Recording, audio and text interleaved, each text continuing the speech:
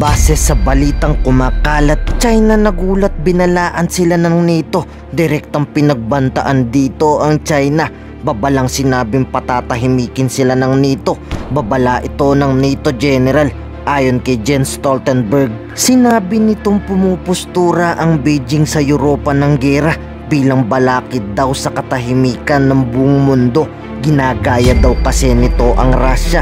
Sa West Philippines nga lang sila ng gugulo. Nai-stress na daw kasi sila sa China, kaya nagbabalang patatahimikin na daw sila ng NATO.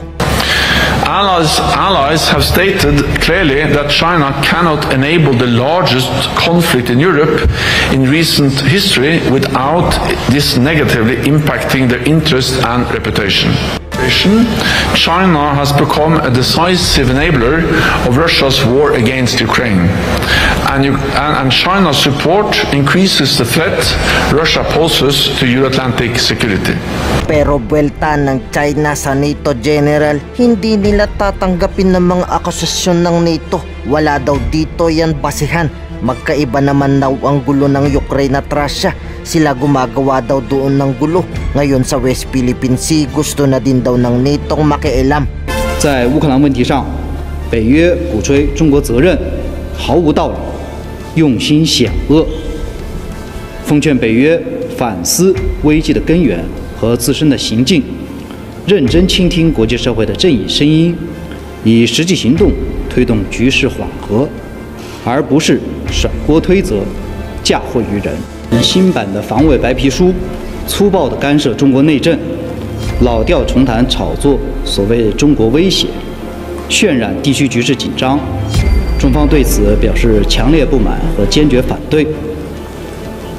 中国坚持走和平发展道路，奉行防御性国防政策，有关国防建设和军事活动正当合理，同其他国家开展联合巡航。 Pero ayon kay National Security Advisor Eduardo Año, hindi na natin ititigil ang resupply. Ngayong alam nating kakampi natin ng NATO, sinabi mismo yan ng NATO General. Hayaan lang daw nating magalit si China, basta tutulong sa atin ng NATO.